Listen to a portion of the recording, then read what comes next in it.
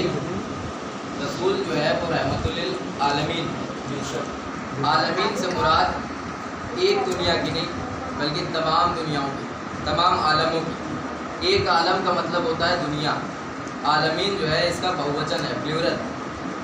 यानी रसूल, जिस रसूल को हमारे दरमियान भेजा, 1,24,000 अम्बिया आए, उसके बाद जो आखिरी नबी आया, जो आखिरी रसूल आया, वो रहमतुल लिल आलमीन यानी हर आलम का वो सरदार है, हर आलम का रहनुमा है। उस रसूल से हमने दीन को लिया और रसूल से दीन को लिया, लेकिन अब हमारी गलती तो नहीं है कि अब रसूल नहीं है, इसमें हमारी कोई गलती नहीं।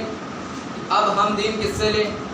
भाई हम 1400 साल के बाद पैदा हुए, 1443 साल हो गए, हम अब आए, इसमें हमारी कोई गलती नहीं। हम क्या करें? रसूल के ज़माने में हम नहीं या हमारे ज़माने में रसूल नहीं, दीन तो हमें किसी से लेना है, शरीयत तो किसी से सीखनी है। तो जब हमने तरीके ढूंढे और रास्ते देखे तो हमें 3 रास्ते मिले, हमें 3 रास्ते मिले। कौन कौन से वो 3 रास्ते? एक रास्ता वो जो सहाबा किराम, दूसरा रास्ता वो जो अज़वाज उम्मुल मोमिनीन यानी रसूल की बीवियाँ, और तीसरा रास्ता वो जो अहले बैत अलैहिस्सलाम। सल्लल्लाहु अलैहि वसल्लम।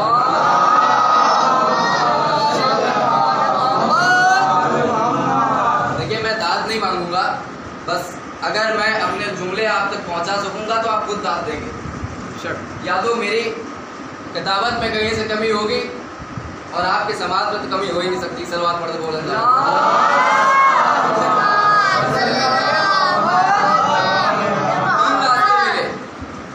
तीन रास्तों में हमने तीनों को परखा। अगर अभी हमें यहाँ से लखनऊ जाना हो मिसाल के तौर पे, तो हम गूगल पे डालते हैं, तमाम रास्ते हमें दिखते हैं, लेकिन हम परखते हैं कि वो रास्ता जो सीधा हमें लखनऊ तक पहुँचा दे, जिसमें हमें ज़्यादा मुश्किलें ना आए, जिसमें हमें रास्ते में कहीं रुकना न पड़े, कोई मसाइल पेश ना आए, इसलिए हम सीधे रास्ते को इख्तियार करते हैं। वही मसला हमने जब यहाँ पे तीनों रास्ते देखे तो हमने परखना शुरू किया। भाई जब हमने असहाब किराम को देखा, सहाबा को देखा, और हमने जाना कि भाई सहाबा से दीन ले लें। जब हम सहाबा से दीन लेने के लिए गए तो पता चला कि उनके पास जो दीन है वो सिर्फ और सिर्फ नबी का वो दीन है जो बाहरी दुनिया में रहा, यानी जो नबी के घर से बाहर रहा। क्योंकि सहाबा रसूल के घर के अंदर दाखिल नहीं हो सकता, क्योंकि कुरान चिल्ला के आवाज़ दे रहा है कि खबरदार रसूल के घर के अंदर न जाना, और अगर जाना भी पड़ जाए तो फिर रसूल के घर के बर्तन की तरफ भी आँख उठा के ना देखना। बरबार है, कुरान से बता रहा हूँ। आप अभी 2 मजलिसें दरमियान में सुन चुके हैं अल्लामा की, कुरान से। मैं भी कुछ अदना सजा के कोशिश करूँगा आपको पहुँचा दूँ। भाई सहाबा से फिर हमने नहीं लिया, क्यों? क्योंकि उनसे वही दीन मिल रहा है जो बाहर है। फिर हम उम्मुल मोमिनीन के पास आए, हमने सोचा इनसे दीन ले लिया जाए। जब हमने उनसे दीन लेने के सोचा तो पता चला कि उनके पास उतना ही दीन है जितना रसूल घर के अंदर करते थे, यानी जो काम अंजाम रसूल घर के अंदर देते थे, हुजरों में जो काम अंजाम देते थे, वो उतने ही हमें मिल सकते हैं, उतना ही हम उनसे सीख सकते हैं, है ना। फिर हमने तीसरे रास्ते को देखा, इसमें भी कुरान कह रहा है कि खबरदार रसूल की बीवियाँ घर से बाहर तशरीफ न ले जाए, खबरदार घर से बाहर न निकलना। फिर हमने तीसरे रास्ते को देखा। जब हमने तीसरे रास्ते को परखा तो पता ये चला कि रसूल जब घर के दरमियान है, जब हुजरे के अंदर हैं, तब भी मोहम्मद व आले मोहम्मद उनके साथ मौजूद है, तब भी हसन और हुसैन उनके साथ मौजूद है, और जब रसूल मस्जिद में तशरीफ फरमा है तब भी कांधों पे हसन और हुसैन मौजूद है।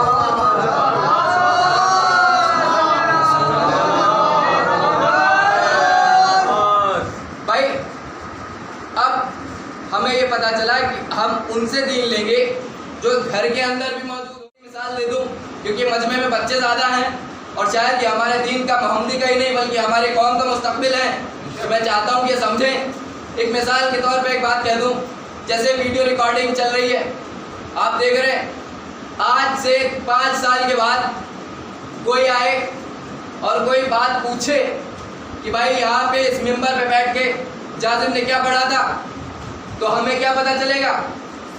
یہاں اتنے لوگ موجود ہیں، ہر انسان اگر یہاں سے جانے کے بعد اپنی اپنی زبان میں بات کہے تو ہر انسان کی بات میں تھوڑا تھوڑا اختلاف ضرور موجود ہوگا، کچھ نہ کچھ چینجنگ ضرور آئے گی، کچھ نہ کچھ بدلاؤ ضرور آئے گا۔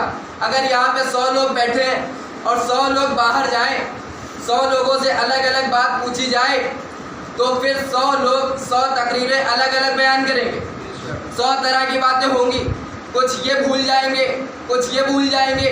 جیسے جو یہاں پہ آ کے شروع سے بیٹھا اس نے تو ہماری باتیں پڑھ لی، جو اٹھ کے بیچ سے چلا گیا اس نے ہماری آخری کی 10 منٹ کی گفتگو نہیں سماعت کی، جو بعد میں آیا 10 منٹ دیری سے آیا اس نے ہماری شروع کی 10 منٹ کی گفتگو نہیں سماعت کی۔ اسی طرح سے اب یہاں پہ بزرگان موجود ہو اور پھر پوچھا جائے کہ بھائی فلاں ڈیٹ پہ جو فلاں مجلس ہوئی تھی اس کے خطابت میں کیا جملے کہے گئے تھے، تو یہاں پہ ہم کسی بزرگ سے پوچھیں اور سوال کریں کہ آپ مجلس میں موجود تھے، آپ آگے تشریف فرما تھے، آپ بتائیے فلاں ذاکر نے کیا پڑھا تھا، کون کون سے جملے کہے، تو شاید آپ نہیں بتا پائے اور آپ کی باتوں میں اختلاف ہو۔ جب آپ کی باتوں میں اختلاف پایا جائے گا تب ہم یہ کہیں گے نہیں بھائی آپ کی بات سے ہم واضح نہیں ہیں، ہم اتفاق نہیں رکھتے۔ ایسا کریے، اس بچے کو ڈھونڈ کے لائیے، اس بچے کو ڈھونڈ کے لائیے۔ کس بچے کو؟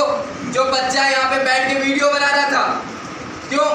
اس کے پاس اتنی سماعت ہے، اس کے پاس اس کی عقل میں وہ چیز موجود ہے، وہ صلاحیت اس کے پاس موجود ہے، یا وہ ڈیوائس اس کے پاس موجود ہے جس نے میری تقریر کو ویسے ہی ویسا سیو کر رکھا ہے۔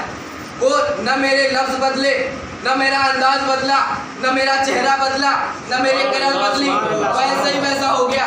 اب اگر کوئی بزرگ یہاں پہ ناراض ہو جائے کہ بھائی نہیں مجھ سے کیوں نہیں پوچھا، میں بزرگ تھا، ایک بچے سے پوچھ لیا، بھائی بچے کو کیا پتا، مجھ سے پوچھنا چاہیے تھا، میں یہاں کا بزرگ تھا، تو بھائی پتہ آپ کی نہیں ہے، پتہ آپ کی اس لیے نہیں ہے کیونکہ اگر آپ سے پوچھتا تو کہیں نہ کہیں غلطی ہو جاتی۔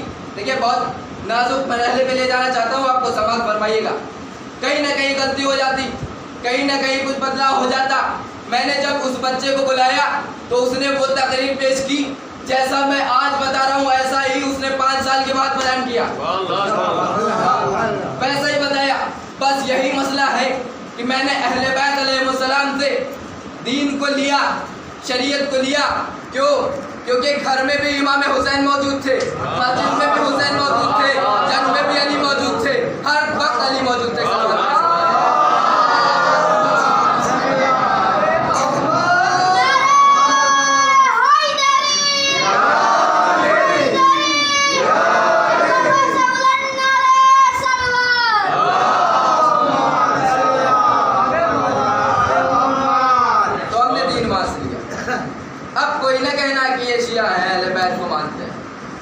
بھائی ہمیں دلیل چاہیے۔ بہت سے لوگ ہیں جنہوں نے کہہ دیا قرآن کافی۔ کیسے مان لو قرآن کافی؟ مولا علی کی خدمت میں ایک بندہ آیا، ایک صحابی آتا ہے،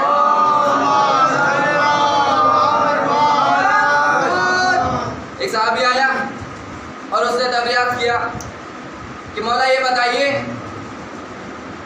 کہ آپ بتا رہے ہیں رسول نے بتایا 1,24,000 انبیاء آئے، کم و بیش 1,24,000 انبیاء آئے۔ اب یہ بتائیے قرآن میں تو ان کا ذکر نہیں ہے، بھائی قرآن میں تو نہیں موجود، بہت آپ ڈھونڈ لیجیے تو شاید میرے علم میں جائے تو 28 مل جائے، 29 مل جائے، اس سے اوپر نہیں ہے۔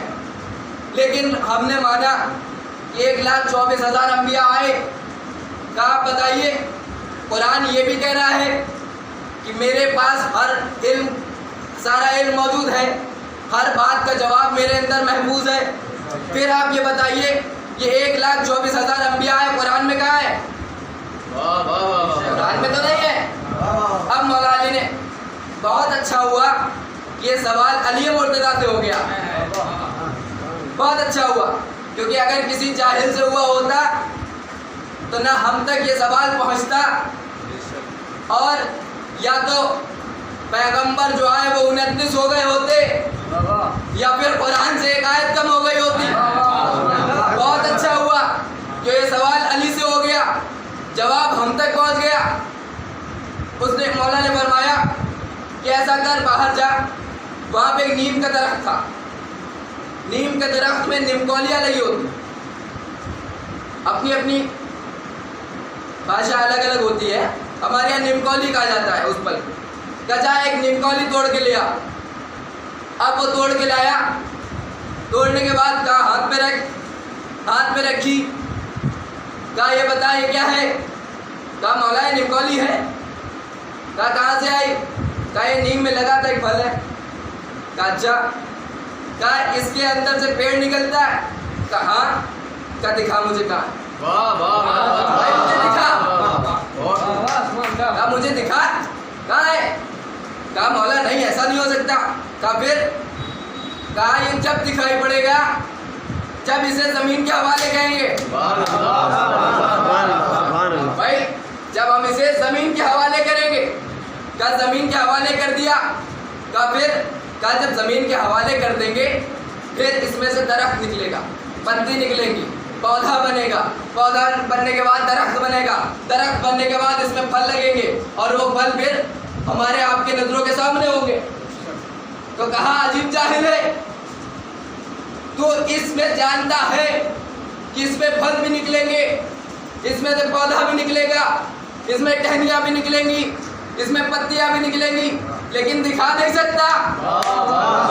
پھر تو یہ سوال کیسے کر سکتا ہے کہ جب تک یہ نمکولی زمین کے حوالے نہیں کر سکتا، جب تک اس میں سے درخت نہیں نکل سکتا، پھر یہ سمجھ یہ قرآن ایسا ہے جب تک اسے بارش کے حوالے نہیں کرے گا، جب تک اس میں سے انبیاء نہیں نظر آنے والے۔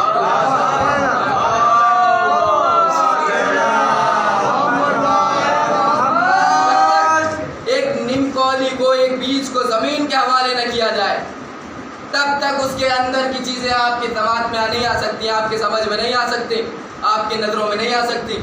تو پھر قرآن بنا وارث کے کیسے ہماری سمجھوں میں آ جائے؟ ہمارے اندر اتنی قوت نہیں کہ بنا وارث کے ہم قرآن کو سمجھ سکیں۔ قرآن سمجھنے کے لیے وارث کی ضرورت ہوتی ہے، اور قرآن کا وارث کون ہے یہ دنیا جانتی ہے۔ جیسے مولانا نے فرمایا تھا بسم اللہ پڑھنے کے لیے لوگ آہستہ سے پڑھتے ہیں کہ شاید ایسا نہ ہو یہیں سے لوگ کوئی پیغام مل جائے کسی کو۔ صلوات پڑھ دے محمد والے۔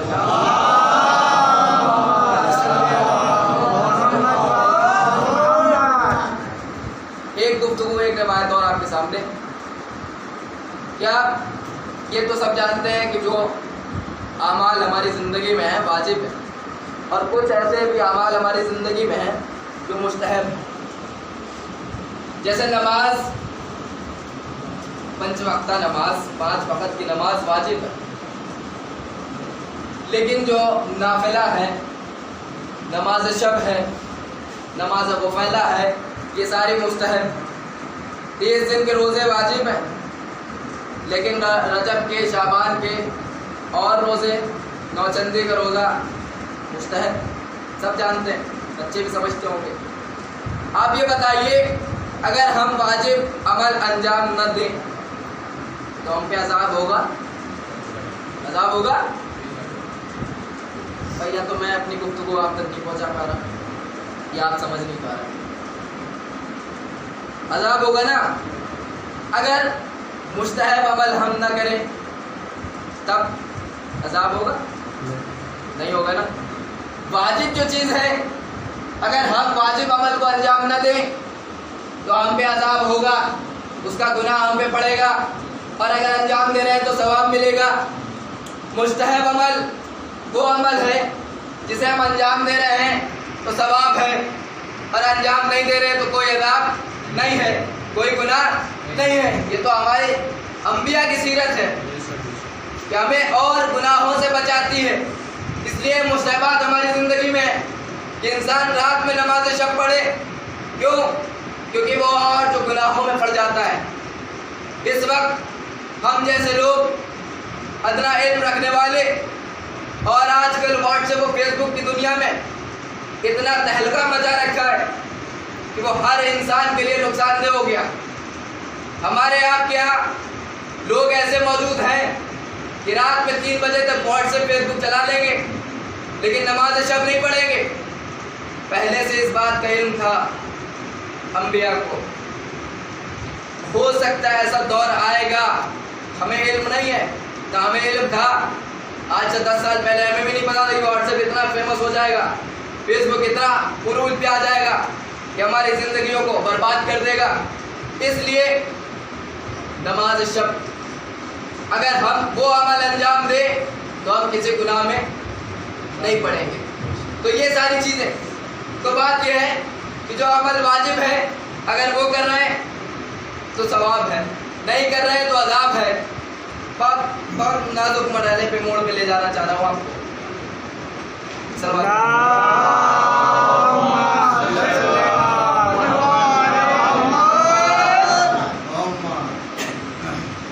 جو عمل واجب ہے اسے اگر نہ کریں, نہ انجام دیں تو پھر عذاب ہے. اب آپ یہ بتائیے, اگر ہم روزے نہ رکھیں, رمضان کے روزے نہ رکھیں گناہ ہے, 5 وقت کی نماز نہ پڑھیں گناہ ہے, حج اگر ہم پہ واجب ہے ہم نہ جائیں گناہ ہے, زکوٰۃ ہم پہ واجب ہے ہم نہ دیں گناہ ہے, خمس نکالنا ہم پہ واجب ہے ہم نہ دیں گناہ ہے. لیکن نمازیں ایسی مستحب ہیں, روزے ایسے مستحب ہیں, اگر ہم کرتے ہیں تو ثواب ہے, نہیں کرتے تو کوئی عذاب نہیں ہے. اب آپ یہ بتائیے انصاف کے ساتھ, غدیر خون کے میدان میں آئیے. غدیر خون کے میدان میں اگر ولایت واجب نہ ہوتی, اگر ولایت واجب نہ ہوتی تو جب علی مرتضیٰ کے ہاتھ کو بلند کر کے رسول خدا نے کہا تھا فہذا علی المولا من کنت مولا فہذا علی المولا, اس وقت ایک شخص نے ولایت کا انکار کیا, اس پہ عذاب نازل ہوا. اور اس نے اس کا انکار کیا, ولایت کا انکار کیا. اگر کوئی یہ کہہ دے کہ پہلے کا کوئی گناہ موجود ہو تو نہیں, اس کے اعمال سارے صاف ہو چکے تھے, کلیئر ہو چکے تھے. کیوں؟ فوراً حج سے لوٹا تھا, اور ایسے حج سے نہیں, رسول کے ساتھ حج کر کے لوٹا تھا. ایک صلوات پڑھ دو.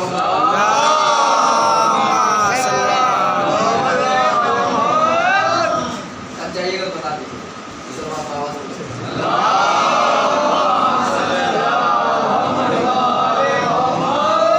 بس ایک آخری بات, آپ نے سنا قرآن سے ولایت, قرآن سے 2 مجلسیں آپ نے سنی. میں جناب فصیح حیدر صاحب کی برابر نہیں, ان کے ادنا سے علم سے ایک طالب علم ہوں, ان کے غلام کے برابر بھی نہیں, لیکن کوشش کروں گا کہ جو گفتگو چل رہی ہے میں بھی اسی پہ آپ کو لے چلوں. آپ یہ بتائیے, جناب آدم آئے, نماز کے لیے کہا, قرآن میں ایک آیت نازل ہوئی الیوم اکملت لکم دینکم, آج میں نے تمہارے دین کو مکمل کر, تمہارے دین کو کامل کر. یہ آیت کب آئی؟ 10 ہجری میں آئی. بھائی دین تو بہت پہلے سے آیا, جناب آدم کے زمانے سے. جناب آدم آئے, جناب نوح آئے, جناب موسیٰ آئے, جناب عیسیٰ آئے, ادریس آئے, جناب یونس آئے, جناب ابراہیم آئے, جناب اسرائیل آئے, جناب اسماعیل آئے, سبحان اللہ, سبحان اللہ, یحییٰ آئے, زکریا آئے, یونس آئے, تمام انبیاء آئے, دین کو لے کر آئے.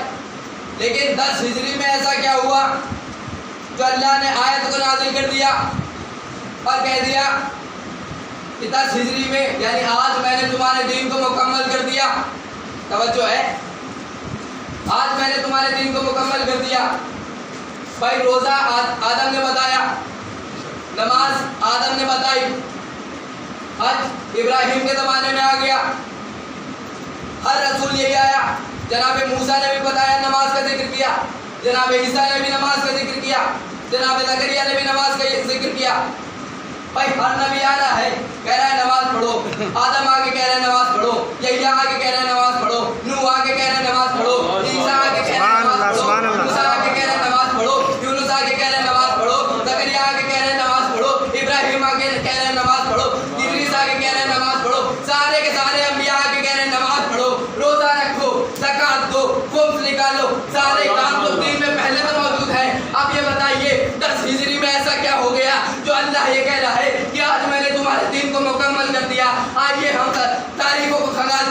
ہم نے جب پایا اسلام کے اندر بہت سی چیزیں پہلے سے موجود ہیں، سارا دین پہلے سے موجود ہے، شریعت میں تبدیلی ہوتی رہی، ہر نبی کے زمانے میں شریعت بدلتی رہی، لیکن دین باقی رہا، دین اپنی جگہ پہ رکا رہا، دین میں کوئی بدلاؤ نہیں ہوا، دین میں کوئی الٹ پھیر نہیں ہوا۔ آئیے تاریخوں سے پتہ کریں بھائی، ہم نے قرآن سے دیکھا، ہم نے حدیثوں سے دیکھا، ہم نے روایتوں میں دیکھا، ہمیں کہیں کچھ نہیں ملا۔ جب ہم نے تاریخ کو گالنا شروع کیا، جب ہمیں پتہ یہ چلا کہ 10 ہجری میں رسول خدا نے علی مرتضیٰ کے ہاتھ کو بلند کر کے کہا تھا وَهَذَا عَلِيٌّ مَوْلَا وَهَذَا عَلِيٌّ مَوْلَا۔ صلوات پڑھو محمد والے اللہم صلی علی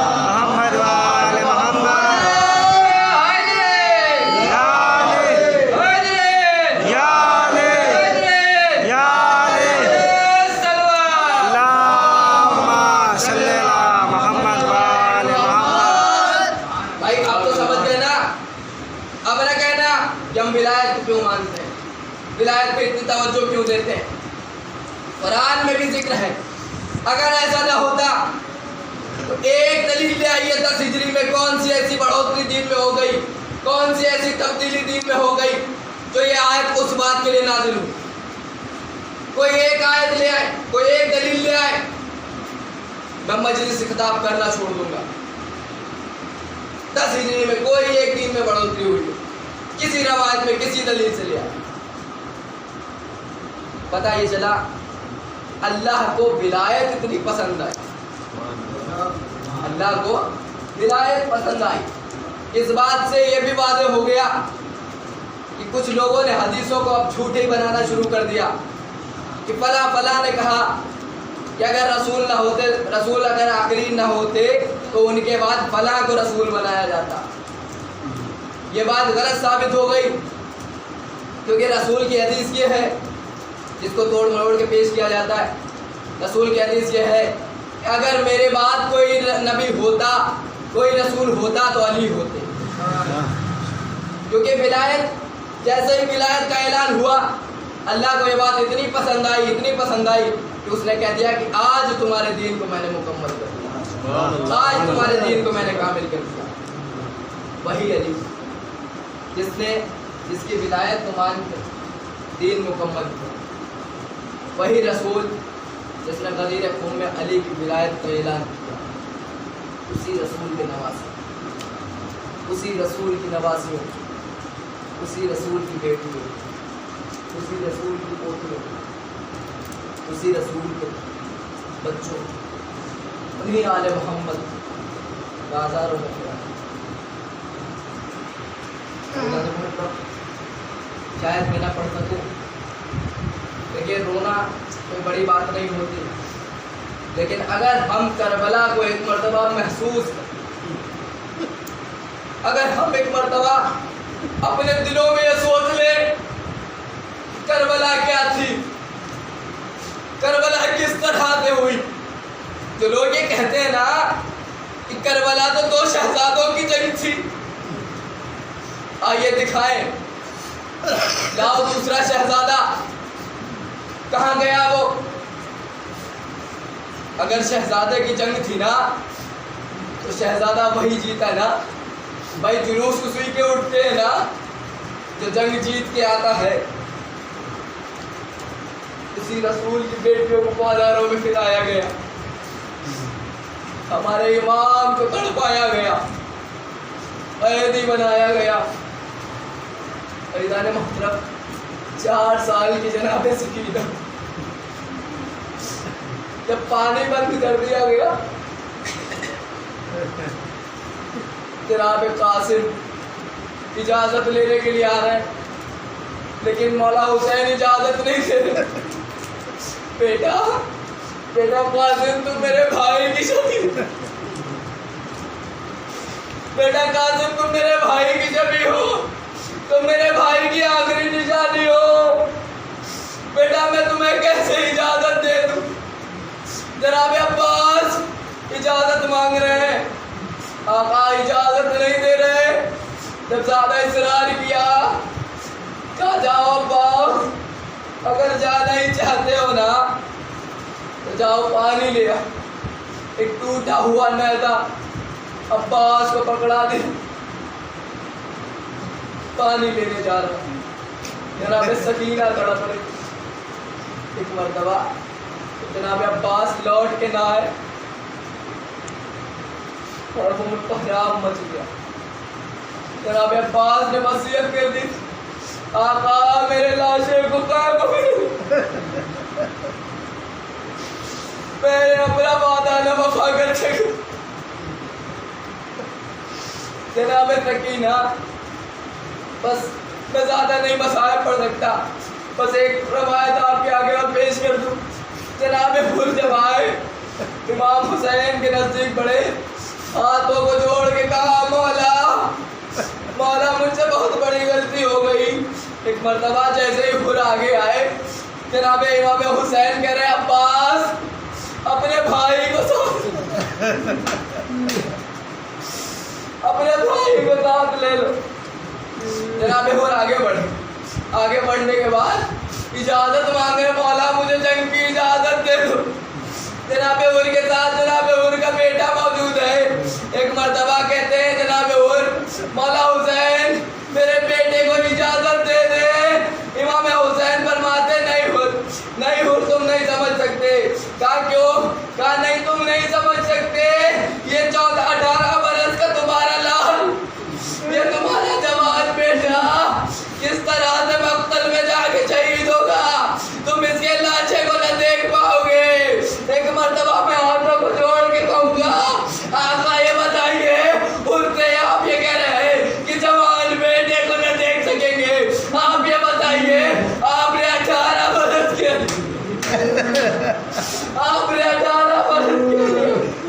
ये लाशे को किस तरह उठाया होगा। अली अकबर के लाशे से जनाब अली अकबर के लाशे से तीर कैसे निकाला, नैज़े की अली को कैसे खींचा। बता दिलाने मोहतरम, जब सब रुखसत हो चुके, जब सब शहीद हो चुके, एक मर्तबा इमाम हुसैन ख़ैमे में आए, जनाब ज़ैनब को बुलाया, बहन ज़ैनब मेरा लिबास दे दो। कहा कौन सा लिबास? कहा वही लिबास दे दो जो पुराना रसूलुल्लाह का लिबास था, जो नाना का लिबास है, मुझे वो लिबास दे दो। एक मर्तबा जनाब ज़ैनब तड़प के पूछती है, भैया ये बताइए कि हम हमसे हाँ बहन ज़ैनब, अब शायद हम तुमसे न मिल सके, हम आखिरी रुखसत के लिए आए हैं। एक मर्तबा जनाब ज़ैनब तड़प जाती है, भैया को लिबास देती है। जैसे लिबास दिया, लिबास को तेरे बदन किया, लिबास पहनने के बाद आका हुसैन फरमाते हैं, बहन ज़ैनब मैं बेटे से मिलना चाहता हूँ, कुछ वसीयतें करना चाहता हूँ। बीमार इमाम के ख़ैमे में फूफी ज़ैनब लेके जा रही है। भैया हसन जैसे ही भैया होता है, जैसे ख़ैमे में पहुँचना, आबिद बड़ा परेशान है, बड़ा बीमार है। जैसे ही आबिद के सामने पहुँचे, एक मर्तबा बताया, बेटा आबिद उठो, आखिरी रुखसत के लिए आया हूँ। बेटा आज के बाद मैं 2 वसीयतें करके जा रहा, वसीयतें बहुत करी, लेकिन मैं 2 वसीयतें आपके सामने बयान करूँगा। एक वसीयत ये करी, बेटा आबिद जब भी तुम यहाँ से रिहा होकर मेरे जियो को मेरा सलाम, मेरे जियो को मेरा सलाम कहना, और उनसे ये कहना, जब भी ठंडा पानी पीना उस हुसैन की प्यास पिया। और बेटा आबिद आज से मैं इमामत तुम्हारे हवाले करके जा रहा हूँ। एक मर्तबा इमाम ने पूछा, आका ये बताइए, बाबा ये बताइए, क्या अली अकबर नहीं रहे? कहा नहीं, अली अकबर शहीद हुए। कहा आपको चाचा अब्बास न रहे? कहा बेटा अब्बास भी न रहे। कहा अली अकबर का कोई न रहा। कहा बेटा बारी बारी किसी को पूछो ना, बस इतना समझ लो, अब मर्दों में मेरे और तुम्हारे सिवा कोई न बाकी रहा। एक मर्तबा जैसे रुखसत हुए, मैं बहुत जल्दी कह रहा हूँ, एक मर्तबा जैसे ही रुखसत हुए, जनाब सकीना से पहुँचे। जनाब सकीना से रुखसत होने के बाद घोड़े के पास नजदीक पहुँचे और घोड़े से कह रहे, घोड़े पे सवार हुए। एक मर्तबा सवार होने से पहले ये कह रहे, एक मर्तबा दाएं देखा, एक मर्तबा बाएं देखा, कहा हाय मेरी ये गुर्बत, भैया अब्बास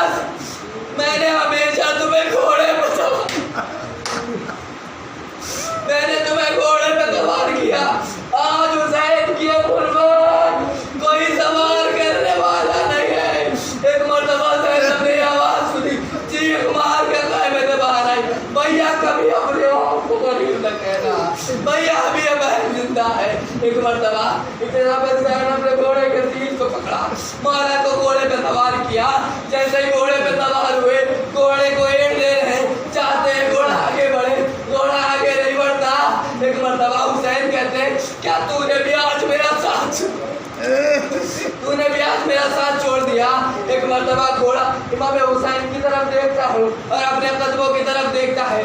जैसे ही इमाम समझ जाते हैं ये कुछ कहना चाह रहा है, इमाम जैसे ही कदमों की तरफ देखते हैं, नीचे देखते हैं तो 4 साल की बच्ची सकीना घोड़े के कदमों से लिपटी कह रही है, बाबा जनाब मेरे बाबा को ले जा, जो भी आज तक मैदान में गया वो वापस ना आया। कहा बाबा मुझे अब प्यास न रहे। कहा बेटा तुम प्यासी थी। कहा नहीं बाबा मुझे अब प्यास न रही, मेरी प्यास की शिद्दत खत्म हो गई। एक मर्तबा इमाम हुसैन घोड़े से नीचे आए, बेटी को समझाया, कहा बेटा मुझे जाना जरूरी है, नाना के दीन को बचाना है, नाना के दीन को बचाना है, अपने वादे तिफली को अदा करना है। इतना कहता था, जनाब सकीना कहती, अच्छा बाबा अगर जाना ही चाहते हैं तो एक मर्तबा मुझे अपने सीने पे सुला, एक आखिरी मर्तबा मुझे अपने सीनों पे दिला लो। करबला की गरम रेत, मौला हुसैन करबला की गरम रेत पे लेट जाते हैं और कहते हैं, आज सकीना, आज मेरे जिगर के टुकड़े, आज मेरे सीने पे आखिरी मर्तबा छोड़ा। अल्लाह